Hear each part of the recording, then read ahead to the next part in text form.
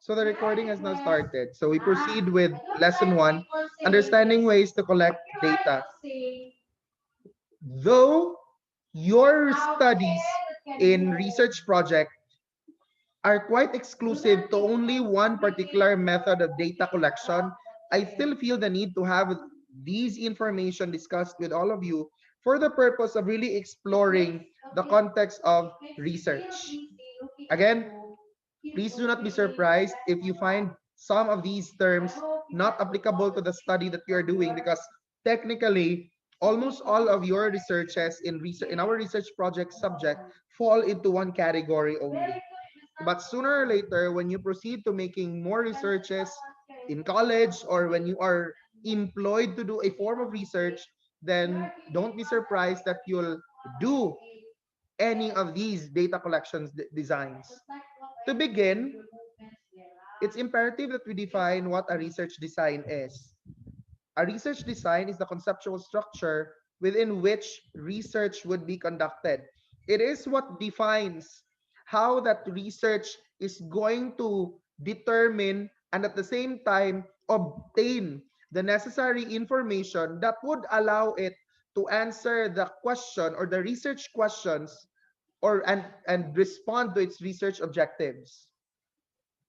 The function of a research design is to provide details for the collection of relevant information with minimal expenditure of effort, time, and money. We do not want that when people choose or when people do research, they are just going to blindly gather data without considering the correct method, the correct design, the correct procedure that needs to be followed. For the research not to have a lot of wasted effort, time, and money, research designs guide researchers because they could at least give researchers some form of hindsight on how they are going to progress with the research that they aim to finish. So these are the types or samples of research designs. One is an action research intended for community-based situations where a problem is identified and you want to respond to the problem by providing a solution. So, for instance, there's a problem in the community on um, a juvenile delinquents in your community. You want to know, you might want to know what's the common cause of juvenile delinquents in your community, with the goal that you can provide something to minimize juvenile delinquents. So your solution will be provided in response to a problem in the community where you are doing the research. And that solution aims to at least, in the context of the example given, and that solution aims to at least minimize juvenile delinquents. Causal design. As the word causal suggests, this has something to do with cause effects. So it seeks to discover or establish the existence of relationship or interdependence between two or more aspects of a situation. Causal. So these are the kinds of designs that look into event A being the reason for the happenings or being the reason why event B takes place, or that event B is the reason why event A takes place. There's also a descriptive design. Descriptive designs attempt to describe systematically a situation, problem, phenomenon as it provides information or describes attitudes towards an issue. Mostly, descriptive designs could either be, mostly descriptive designs are qualitative in nature. But with the rise of many comparative and correlational studies, descriptive designs have also been embraced by quantitative researches. The experimental design, this is the design that your researchers are actually going to fall into. This is data-based because when you do your research with an experimental design, expect that you should really obtain several data here. Most of the data are numeric in nature. So it's data-based, coming up with conclusions capable of being verified with experimentation or observation. It is appropriate when proof is sought that certain variables affect other variables in some way. So this experimental design reminds you that you have the capacity to manipulate a variable and control a variable with the hope of seeing the effects, with the hope that when you control one variable or a group of variables, effects come out, and when you control or manipulate variables, effects also come out. And again, like what I've already stressed out earlier, your researches in our subject fall into this design. That is why perhaps the action research, the causal design, the descriptive design might not necessarily be in your alley of research designs for our subject. The exploratory design. This is undertaken to explore an area where little is known or to investigate the possibilities of undertaking a particular research study. A cohort design examines group of people having the same characteristics. And if they don't have the same characteristics, then you'll do a cross-sectional design. So that's the difference. Sorry, in terms of similarities, cross-sectional and cohort designs deal with bigger groups of people.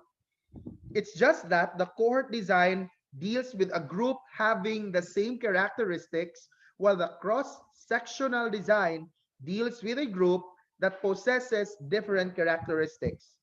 Longitudinal design, as the term longitudinal suggests, it is conducted to a group of people in a long duration of time. This is to see how what transpires, what changes can be manifested in the passage of time, especially in a longer passage of time. To see, like if your study is for a 12 months duration, but if it's a 12-month study, then you hope to see differences from what happens to your group of respondents from month 1 to the changes that you could see on month 2, 3, and so on.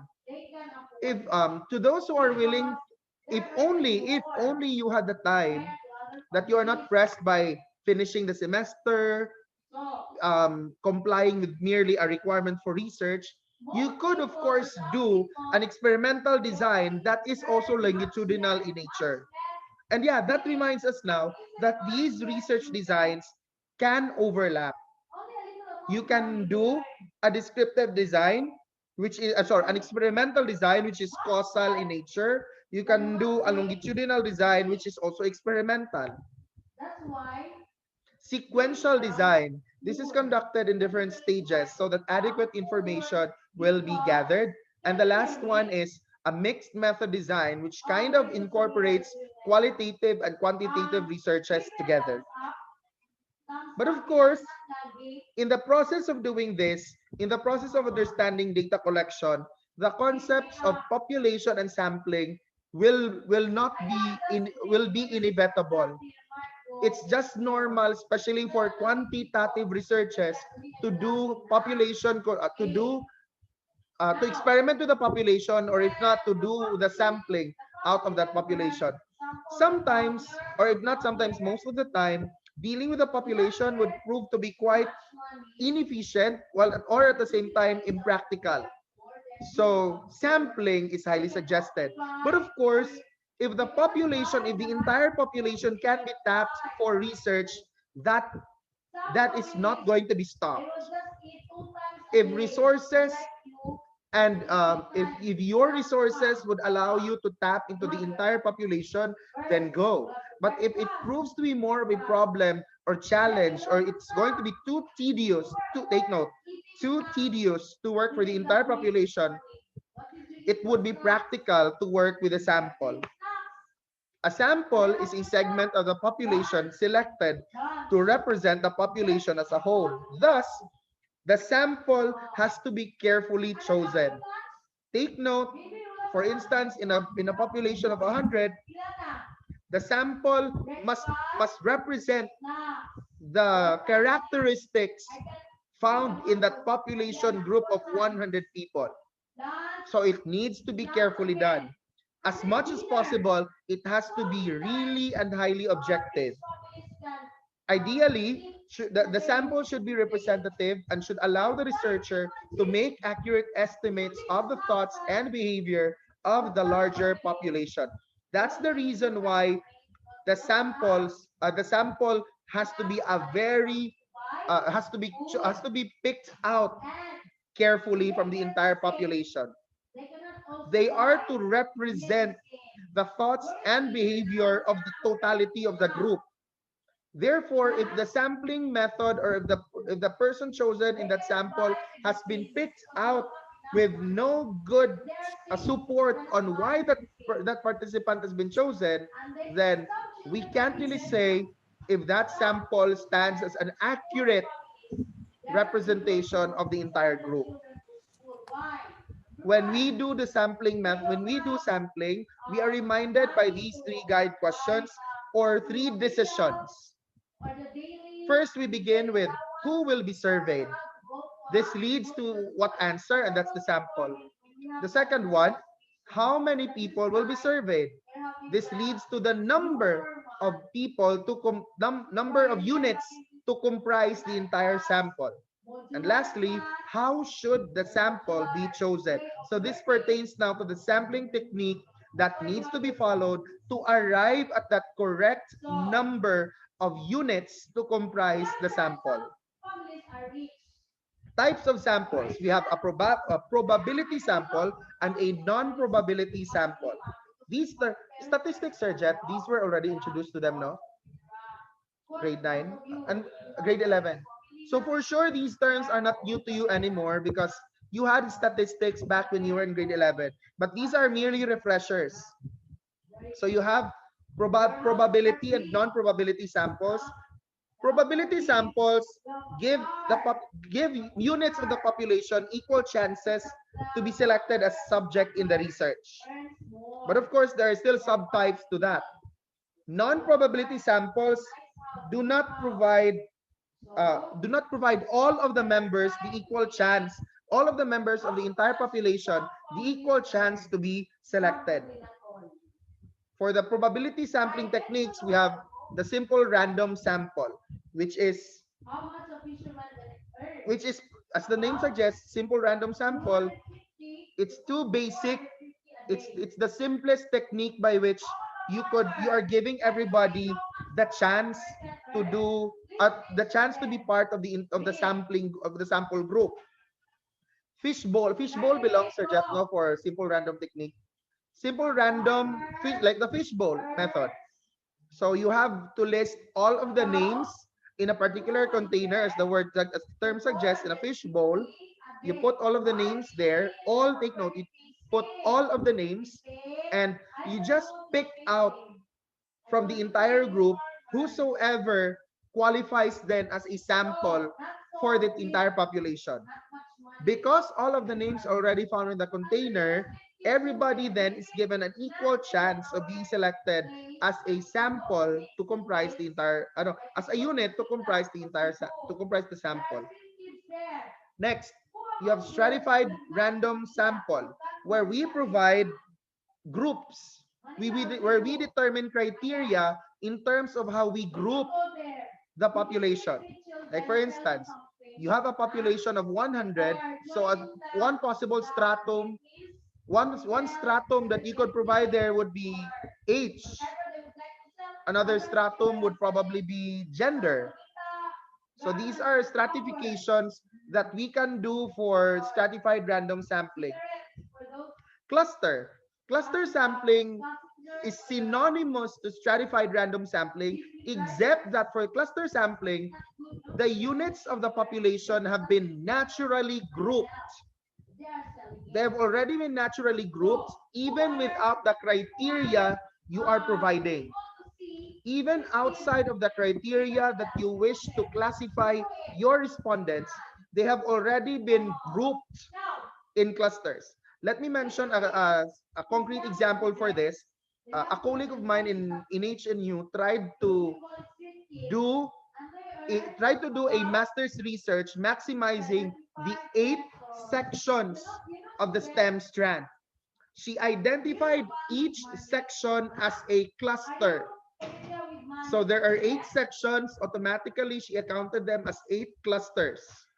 And in each cluster, she identified a particular stratum to pick out who really qualifies from each cluster as the sample of her study, as part of the sample for her study.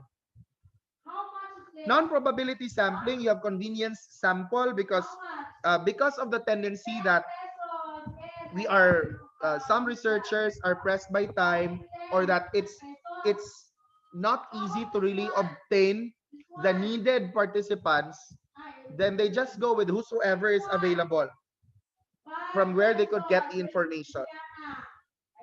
Sometimes convenience sample could be done by convenience sample could be done uh, when you do quantitative, a lot of survey studies, especially that there are when we do surveys, we could get more people to participate in the research. Judgment sample.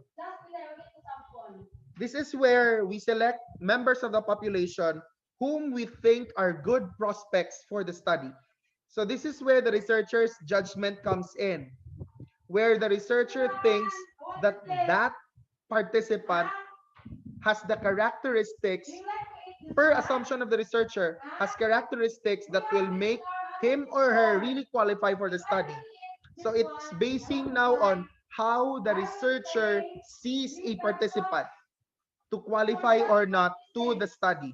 So it's the judgment of the researcher that determines the participant's participation in a research work. Quota sample, from the word quota, so there is a prescribed number of people in every category or criterion that will be met. So once that criterion has been met already, another criterion will have to be met, and so will another criterion be met. It won't anymore go beyond the quota. That's why these three fall under non-probability sampling. And of course, right after knowing what your samples are, who your sample participants are, right after choosing them by using a particular technique of sampling, it's now fitting that you proceed. It's now fitting that you proceed with use of particular research instruments. These instruments measure the variables of study in terms of purpose, audience, reliability, validity, administration, and scoring. So you have instruments which could be in the form of an observation. An observation is a research instrument. Let's do away with the notion that the research instrument should always be something that is tangible. Research instruments can come on varying types. They're not surveys all the time. They're not questionnaires all the time, because observations work as research instruments by themselves. An observation is commonly used in behavioral sciences. It is where there's a gathering of primary data by investigators, direct observation of relevant people, actions, and situations without asking from the respondent. However, there are just still several types of observations. You can have a structured observation where a structured observation works this way. You have to prepare a checklist, and then you list down in that checklist the behaviors that you expect to observe from the people that you are, from the community, from the situation that you're trying to look at.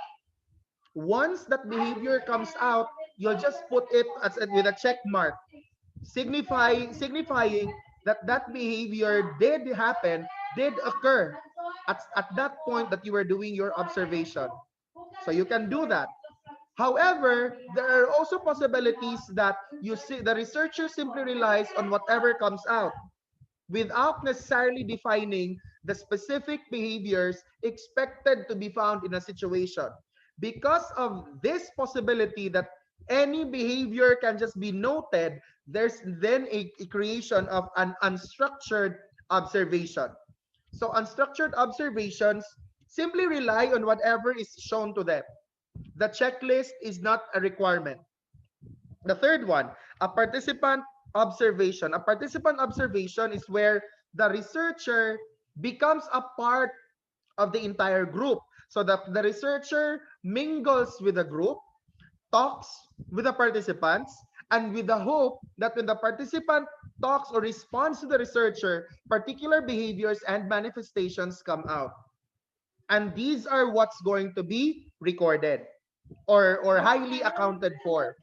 If there's a participatory observation, participant observation, there's also a non-participant observation where the researcher plainly acts as plainly uses the third person point of view. The researcher does not interfere with the lives of the participants. There's no need for any interaction. The researcher is a mere observer.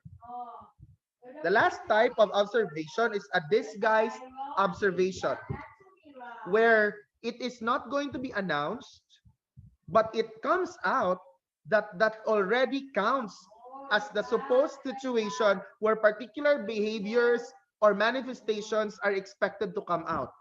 So it's a disguised observation. Sometimes, or not sometimes, generally, it is suggested that observations must not be announced. The tendency is when observations are announced, there's a very big possibility that participants do not exhibit the authentic behavior that we hope to see from them. There's a chance that they might fake their behavior for fear that they just might be labeled differently by the researcher or by the research that's being made. In order to keep their identity, the integrity of the population from the participants' point of view, in order for them to keep the integrity of the population where they belong, they might as well exhibit behaviors that please the researchers, if not please the community they are representing. That is why it is generally suggested not to announce an observation. Limitations of this instrument. Feelings, beliefs, and attitudes that motivate buying behavior and infrequent behavior cannot be observed, and it's also an expensive method. It is expensive, much so with time. It takes a toll of time because you can't demand that behaviors come out right away because you really need them to come out. If your participants do not really show these behaviors, there's just nothing that you can do but wait. Another research instrument is the survey. Types of surveys, structured. So structured surveys have formal lists of questions ready to be pointed out to respondents for them to answer. Unstructured are those that simply give out probing questions, but the purpose of which is to guide the participants into the direction of the survey. Approaches. Surveys may be done directly or indirectly. An indirect, a direct approach in doing a survey is one that you could find in your module where the researcher would would outright ask, why don't you eat at McDonald's? That's a direct approach to a survey. So that's immediate without any segue. That right away asks the participant to provide reasons of not choosing or eating at McDonald's. Whereas for the indirect approach, there are still there is a line of questions that will lead to the goal of knowing why participants do not eat at McDonald's. Like you have their an example, what kind of people eat at McDonald's? And then if the respondent gives an answer to this, more or less the researcher should be ready with follow-ups to provide follow-ups, eventually leading to why that participant has not patronized McDonald's. Advantages of a survey: it can be used to collect many different kinds of information, and it's quick and low cost as compared to observation and the experimental method. Especially that with survey, a simple paper of this sort can just be prepared. It can just even be left for students to respond at the comfort of their time, and that you don't really have to stand or stay with them while they're answering. But of course, there are also dangers to this. As there are advantages in doing a survey, there will also be limitations or disadvantages. there's a possibility of reluctance. Respondents' reluctance to answer questions asked by unknown interviewers about things they consider private. There are privacy issues that will drive participants to refuse or to be reluctant in answering the questionnaire, in answering the survey. And like what we've discussed in during the midterms, we cannot force our respondents to answer questions which they find are too private for them to answer. Busy people may not want to take the time to answer a survey, especially when surveys appear to be long. Just recently, the teachers here in IA received a survey coming from someone doing a doctorate in one of the a doctorate research in one of the universities in the city. I, together with Sergeant, refused to answer the survey because not on issues of privacy, not on issues that it would take much of our time. We refused to. We were reluctant in answering the survey because we did not want our responses to be misinterpreted. So the participants' reluctance cannot be overpowered by the researchers' desire to have their instrument be responded to have the survey be answered. Should the respondents express that reluctance, one of the best options of the researcher is to just really accept that reluctance and look for other respondents. Surveys may try to help by giving pleasant answers. So it may not be that authentic, but just just something to please the researcher. In a survey, a survey may also be unable to answer because the participant may not be unable to answer because they cannot remember or never gave a thought to what they do and why. There's a possibility that things have already been forgotten or lost in memory, that they cannot, it's difficult already for the participant to retrieve the information. So they would choose not to answer that item. Lastly, the survey or the participant may answer in order to look smart or well informed. This is in relation to pleasing the researcher or making oneself appear and keeping the integrity of oneself there, upholding one's integrity as a participant so that the research or the researcher would not think differently of him or her. Research, another kind of research instrument is a contact instrument or with the use of the contact methods. Contact methods may come in three forms. You have the mail questionnaires, you also have telephone interviews and personal interviews. Mail questionnaires, they can be used to collect large amounts of information at a low cost per respondent, especially that information will just be sent through mail. Now, all the more, before, mail is really in a printed letter. But now, especially with the advent of technology now, a mail questionnaire would not anymore cost that much because the electronic manner of sending the mails has already helped researchers practice this kind of um, collection of data.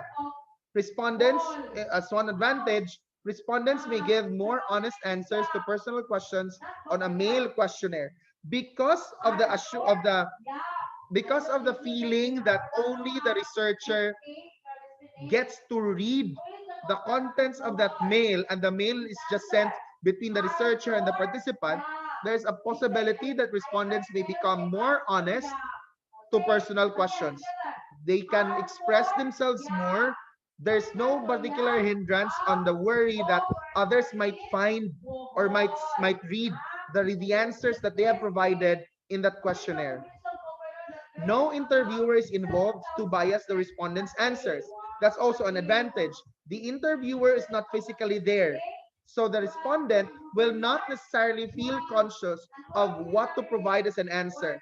Because sometimes, yes, this is a truth, the presence of the researcher might overwhelm the respondent, depriving him or her of giving a full answer, a more complete one, a more thorough one to a question in the questionnaire. Since the participant is just by him or herself in answering the male questionnaire, there's no need to feel conscious. Like in connection to the second advantage, the participant can be more honest with the respondents that he or she could provide. Male questionnaires are convenient for respondents who can answer when they have the time. Please remove the apostrophe there in respondents. As there is a copy that's with them, the copy is already in the hands of the participants. They are really going to enjoy the time to answer the material. They have the chance to answer it at the comfort of their time, but problem is there might be no monitoring. Monitoring it might not be highly maintained. Lastly, it's also a good way to reach people who often travel.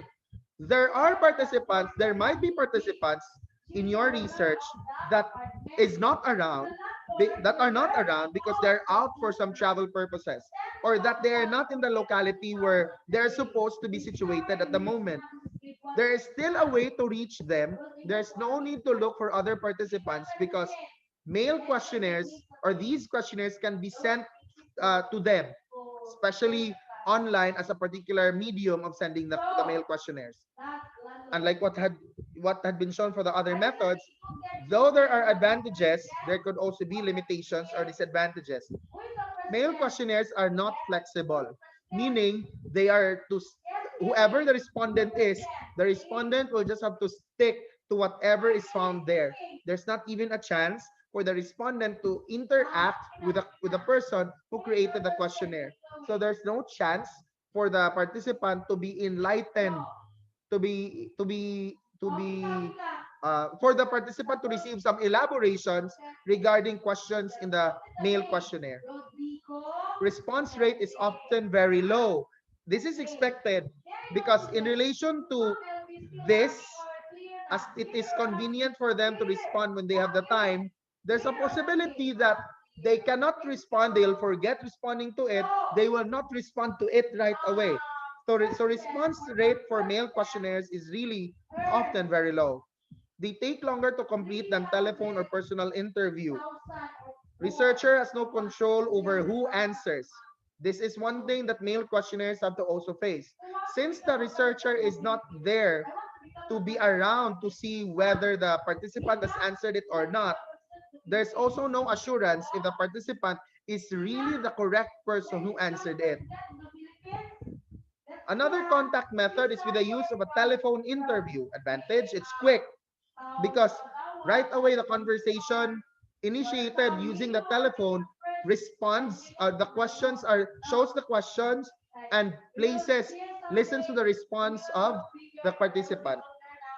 It allows greater sample control. It is more flexible as the researcher can explain questions not understood by the respondent. That is why the mail questionnaire is not flexible. So that was what I gave as an explanation earlier. The inflexibility of the mail questionnaire is in the absence of the researcher to explain or elaborate to the participant the contents of the questionnaire. In a telephone interview, of course there is a live conversation going on. It's just that the researcher and the participants are not really physically around with each other, but at least there's an immediate conversation that's going on. So if there are confusions, if there are doubts, the participant can right away raise these concerns, and the interviewer can be right there and then to respond, to provide clarifications. Depending on respondents' answer, they can skip some questions and probe more on others. As as there is a conversation that's going on, probing can really be done. Probing, but not to really go astray from the expected line of thought in that interview. Response rate tends to be higher than the male one, correct? Especially that the call is being held at that moment. There is really an ongoing call at the time. So response rate tends to be really higher. Though there are good advantages of a telephone interview, it still has limitations. Cost per respondent is higher. We cannot determine the length of the call. No one can determine, more especially the researcher, cannot determine if the call could last for a couple of minutes only. If confusions arise, the researcher should expect that the call be longer. Some people may not want to discuss personal questions with the interviewer. Like all other forms of methods, once personal matters are touched by the instrument, we cannot prevent our participants from not sharing these information to us, as they are entitled to their right to privacy.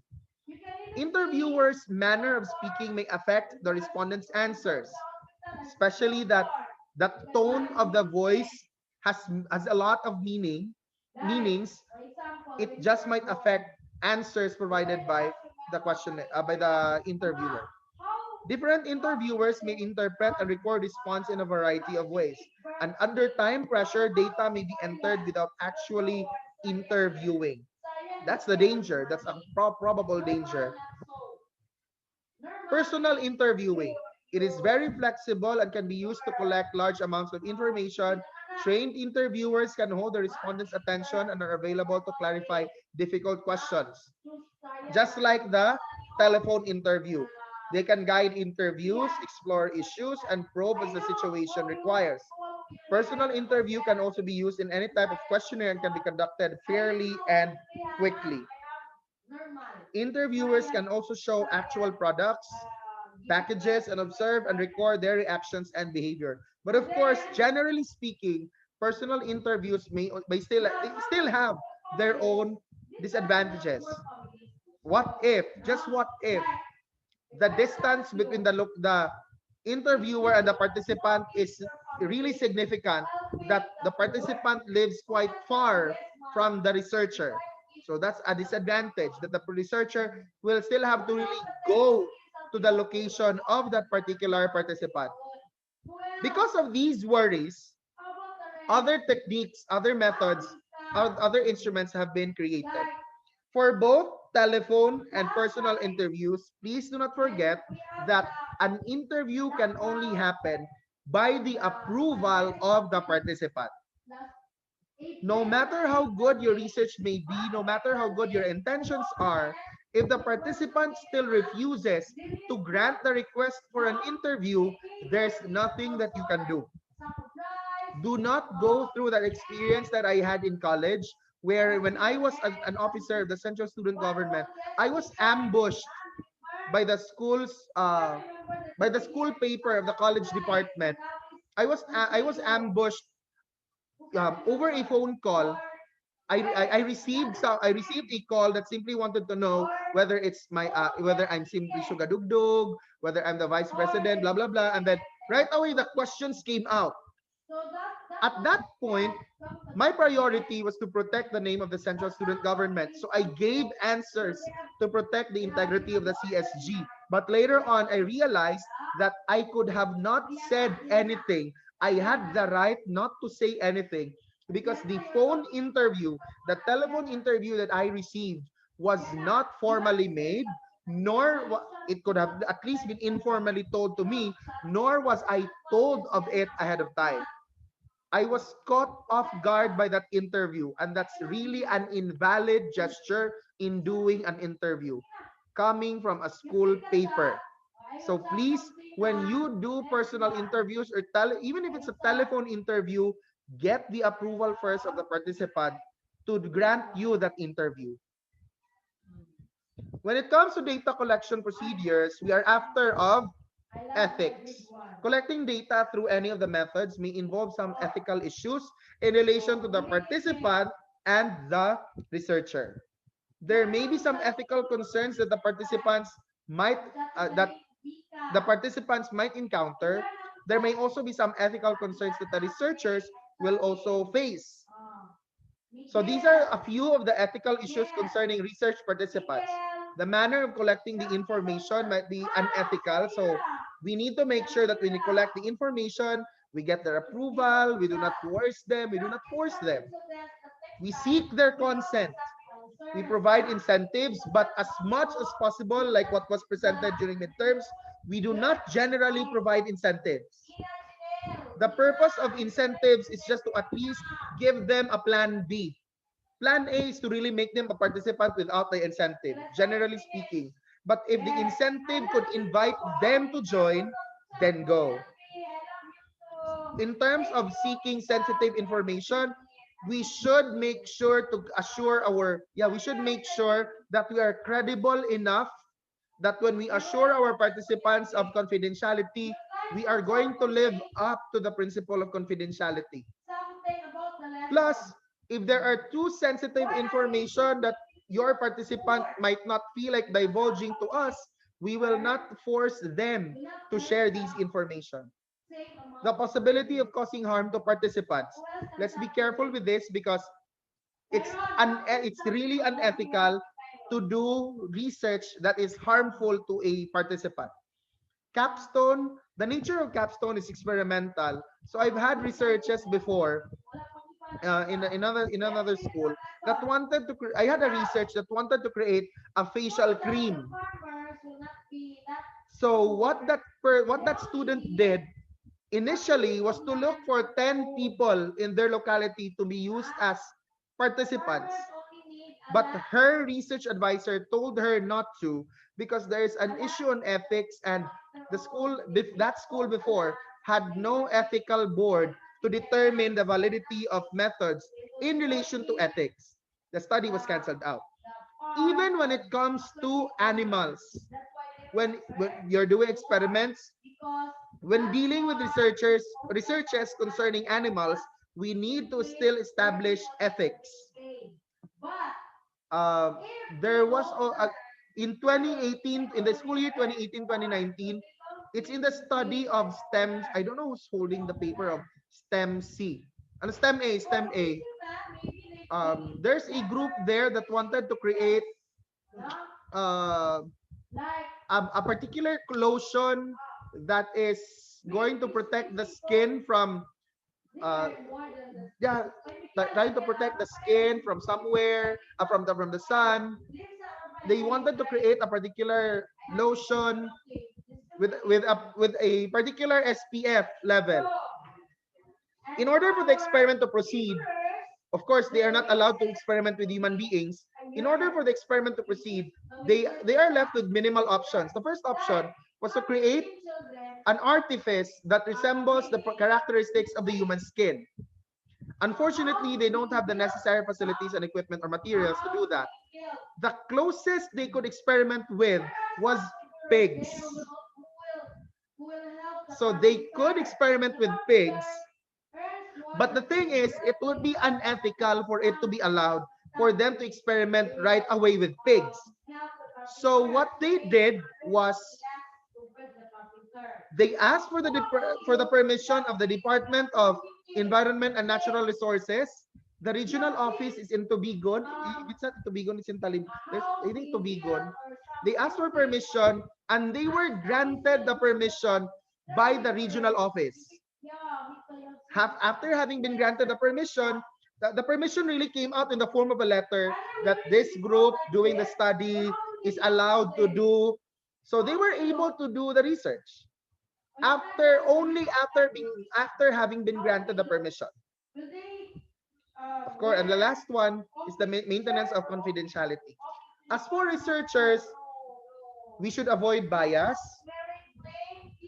We should we should be careful when it comes to how we deal with treatments. The use of inappropriate research methodology would be an ethical issue. Incorrect reporting and inappropriate use of the information.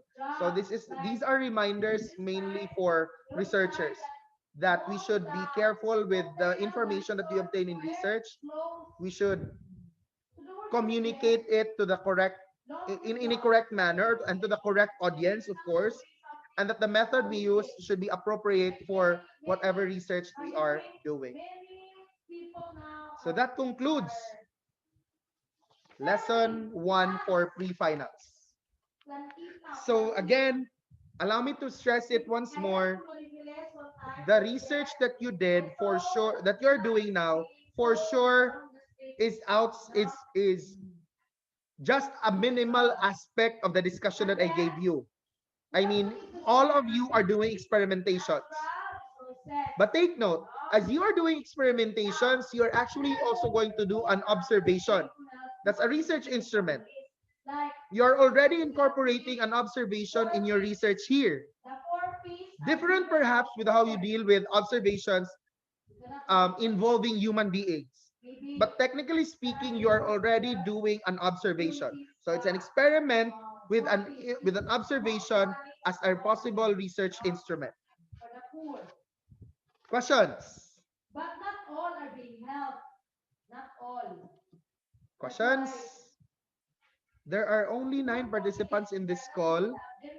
For the purpose of attendance, I'll mention the names of these 9. We have Raisa, Trisha, Miguel, Troy, Nicole, Joyce, Nathan, Ninia, and Benjamin. I don't know where the others are.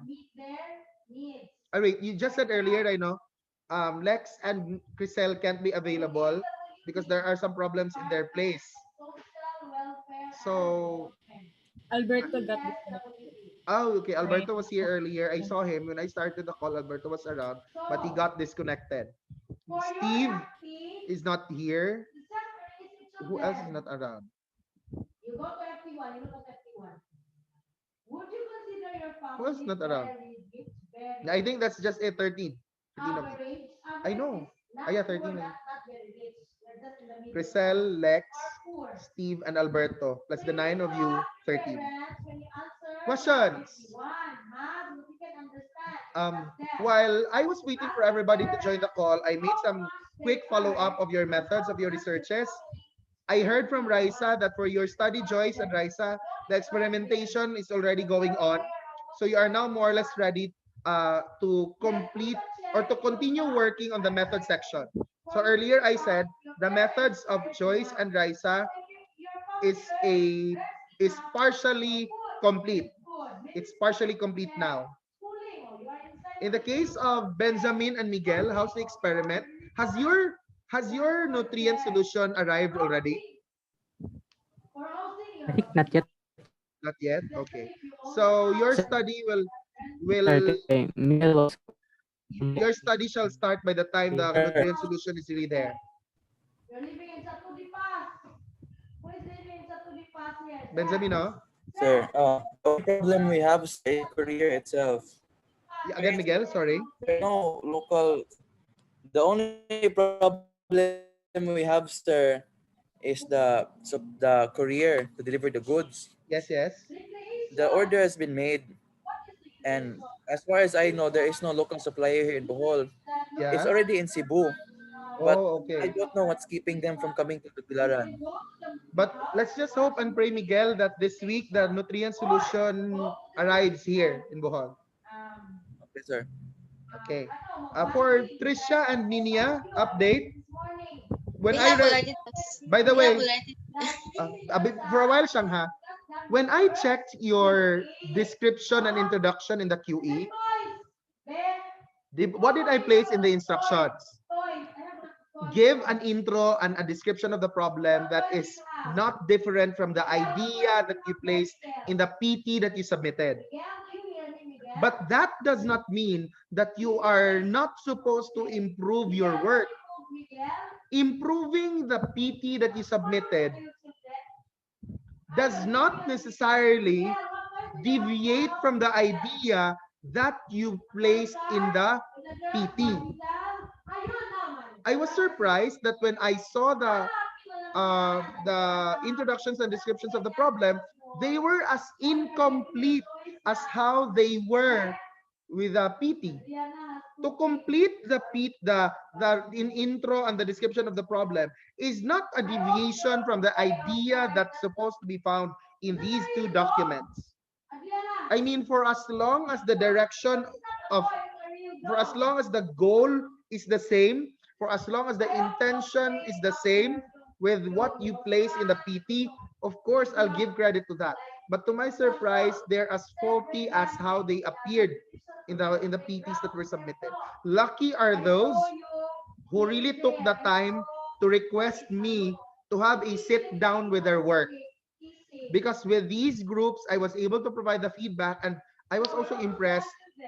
More than majority of the words in their copy were also placed in the QE that you had last time. So for the methods, take note of the methods, people. This is to give you a head start. The methods will appear in the pre-finals. It earns little, meaning poor. But will I ask that you should memorize everything? If you want to, of course, why not? I will not really ask you to memorize them. Of course, between you and me, you should know your methods more because you're the one who did or who will do your research. So it's Trisha, Ninya, what's the update? We already have the soil, sir, and we started na the kind. Are you, what's again, the study is on the types of soil, no? Yes, sir. What are these types that you're trying to experiment with? The soil, sir. Yes, yes, yes. We already have the clay and the loam. Clay and loam soil. Hello, Trisha. Hello? Yes, sir. Yes, Ninya. Hello?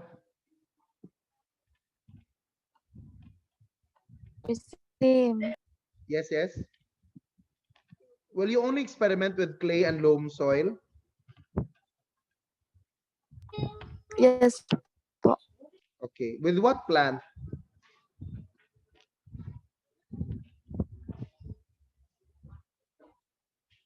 What plant are you going to experiment with here? What will you plant on clay and loam soil? Snake plant. Why the snake plant?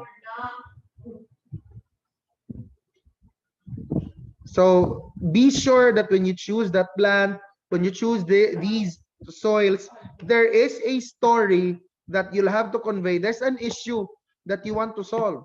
Why is there a need to know between which between loam and clay works better for the snake plant? Nicole, Nathan, Nathan, I think is just resting. Nicole updates. Nicole, has Nathan started the research, the method? I mean the experiment. Yes, sir. And then updates. Meron daw pong, merong 3 setup daw po, sir. 3 setups I think Nathan is using the seeds, no? na, ano, sir? Yes, sir. Seeds daw po ng pechay. Okay, at least. Nag-change daw po siya ng pechay. Okay, okay. Troy, updates, Troy. Yes, sir.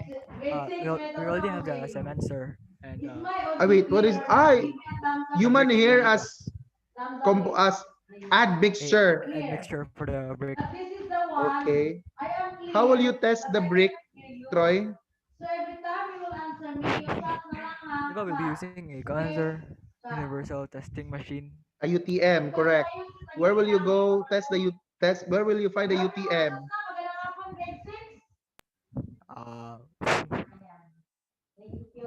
You can test that out in BQ Mall, Troy. There's no UTM in BQ Mall. I'm sorry to tell you, Bunelvi is not done Where, Troy? checking your asking QA. I'm only done with page 1 and page 4. Alberto, sir. Now in page 3. Yes, try to ask. I hope I can Or you, see. Lex, Rai. Oh yeah. So, Where does the father of Lexanet work? sa lahat, Munisipyo. tayo Or maybe they have. sa mga Wait, what kind of engineer is Lex's father? Ay, dahil papuri. Tapos tayo sa engineer. pangalan. Like what kind of engineer? Municipal engineer, civil engineer. Houses, sir. What kind of engineer ba?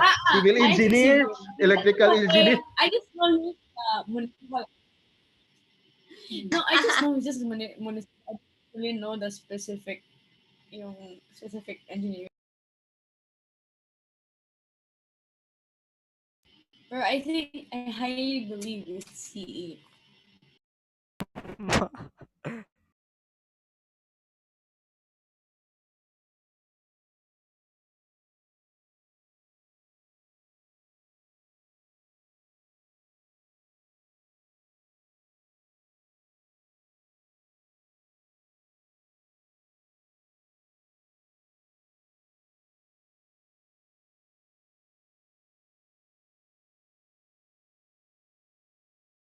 Troy, if you want, try to contact DPWH because DPWH has UTN. Alin ang So, better? so, Ito ang nagsuot ako di nito, ba yung we'll be kanina. making a letter po, sir? Ito ang Yes, of better. course. Thumbs up. Take note ha, you will make a letter, not that the teacher will make the letter for you. You Yes, will sir. make the letter. For now, that's going to be it. Goodbye and thank you, grade 12. Goodbye. Goodbye Thank and you, thank you, Sir Sir Sim. Sim.